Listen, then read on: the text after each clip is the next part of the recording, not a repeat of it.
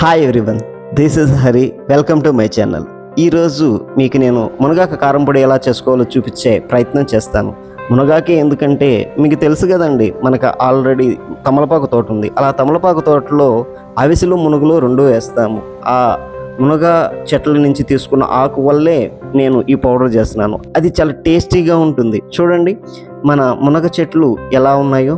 ఈ మునగ చెట్ల నుంచి కొంత ఆకు మనం తీసుకునే ప్రయత్నం చేద్దాం. ఇది 1.5 year నుంచి ఉన్నటువంటి తమలపాకు తోట అండి. దీంట్లో ఉన్నటువంటి ఆకుని మనం తీసుకుందాం.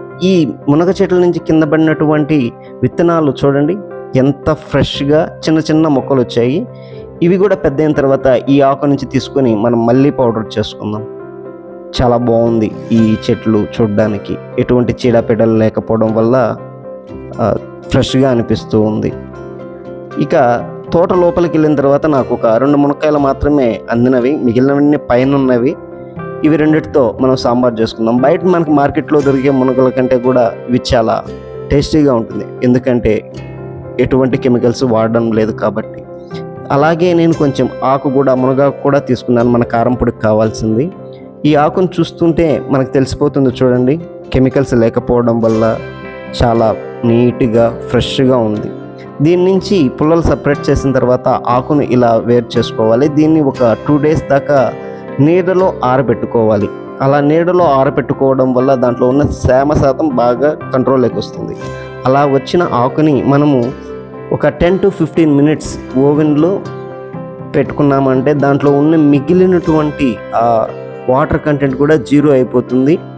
మనము పౌడర్కి చేసుకోవడానికి కూడా బెస్ట్గా ఉంటుంది నెక్స్ట్ తీసుకునేటప్పుడు. చూడండి ఇలా నేను ఆకు తీసుకుని చేతిలోకి తీసుకున్న తర్వాత చూడండి ఎంత నీట్గా ఉందో. అలాగే ఈ ఆకుని మనం ఇలా చేతిలోకి తీసుకొని ఇలా నలిపేస్తే అది మెత్తని పౌడర్లా తయారవ్వాలి. అలా అవుతుంది అంటే మన పౌడర్కి ఇది సరిపోతుందండి. ఇలా చేసుకోవాలి. అలానే ఎక్కువ చేయకూడదు, అలానే తక్కువ చేయకూడదు. తక్కువ చేస్తే పచ్చివాసన వస్తుంది. అలాగే ఇక్కడ చూడండి ఇంకొంచెం కరివేపాకు తీసుకోవాలి. కరివేపాకు ఎందుకంటే మంచి ఫ్లేవర్ కోసం, మంచి స్మెల్ కోసం. దీన్ని కూడా 10 to 15 minutes ఇలా ఓవెన్లో పెట్టి తీసిన తర్వాత ఇది కూడా మన మునగాకు అయితే ఎలా సౌండ్ వస్తుందో ఇది కూడా అలాగే సౌండ్ రావాలి. మెత్తని పౌడర్లా మనం చేసుకోవాలి కాబట్టి ఎక్కువ చేసా కానీ బాగోదండి. చూడండి నేను ఇలా పట్టుకుంటే ఎలా నలిగిపోతూ ఉందో ఇలా చేయాలి. ఇలా చేస్తే మన పౌడర్కి ఇది కరెక్ట్ సిచ్యువేషన్ అని చెప్పుకోవాలి. ఇక్కడ చూడండి మనకు కావాల్సిన కొన్ని మసాలాలు కూడా ఒక చిన్న బౌల్లో తీసుకొని సిమ్లో పెట్టుకొని మాత్రమే దీన్ని ఒక 5 to 7 minutes బాగా వేయించుకోవాలి. దాంతోపాటు ఒట్టిమిర్చి కూడా వేయడం వల్ల వీటి నుంచి కూడా మంచి ఫ్లేవర్ వచ్చేంత వరకు వెయిట్ చేయాలి.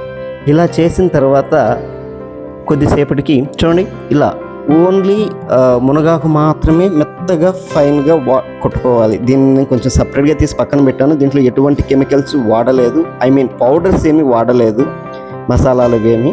చూడండి మిగిలిన తర్వాత ఈ మసాలాలు మనం పక్కన వేయించుకున్నటువంటి మసాలాలు, ఉప్పు, కరివేపాకు మొత్తం అంతా కూడా దీంట్లో వేసేసుకొని మిక్సీ కొట్టుకోవాలి. దాంట్లో నేను కొంచెం వెల్లుల్లి కూడా యాడ్ చేస్తున్నాను. ఈ వెల్లుల్లి యాడ్ చేయడం వల్ల ఫ్లేవర్ అనేది ఇంకా బాగా మనకి ఉంటుంది. ఇలా మిక్సీ కొట్టిన తర్వాత చూడండి మరీ మెత్తగా పౌడర్లా కొట్టకూడదండి, మీకు చూస్తే తెలుస్తుంది. ఇలా నేను ఒకసారి చేత్తో పట్టుకొని మీకు చూపించే ప్రయత్నం చేస్తాను. చూడండి ఇలా బరకగా ఉండాలి. అలా ఉన్నప్పుడే మనం రైస్లోకి ఈ పౌడరు గీ యాడ్ చేసుకుని తింటే చాలా టేస్టీగా ఉంటుంది.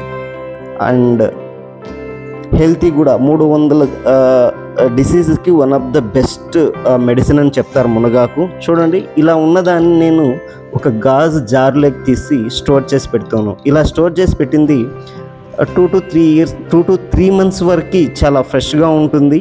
బయట పెట్టుకున్నామంటే, అదే ఫ్రిడ్జ్లో పెట్టుకున్నామంటే 6 to 7 months వరకు చాలా టేస్టీగా ఉంటుంది. మనం ఎప్పుడు కావాలంటే అప్పుడు తినడానికి. చూడండి మీకు నచ్చింది అనుకుంటున్నాను. మీకు మరిన్ని ఇలాంటి వీడియోస్ కావాలంటే లైక్ చేయండి, షేర్ చేయండి, సబ్స్క్రైబ్ చేయడం అస్సలు మర్చిపోకండి. ఇలాంటి మరిన్ని కొత్త వీడియోలతో మీ ముందుకు వస్తూ ఉంటాను. మీకు పౌడర్ నచ్చింది అనుకుంటాను. Thanks for the watching. మరో కొత్త వీడియోతో వస్తాను. అంతవరకు bye. Thanks for the watching.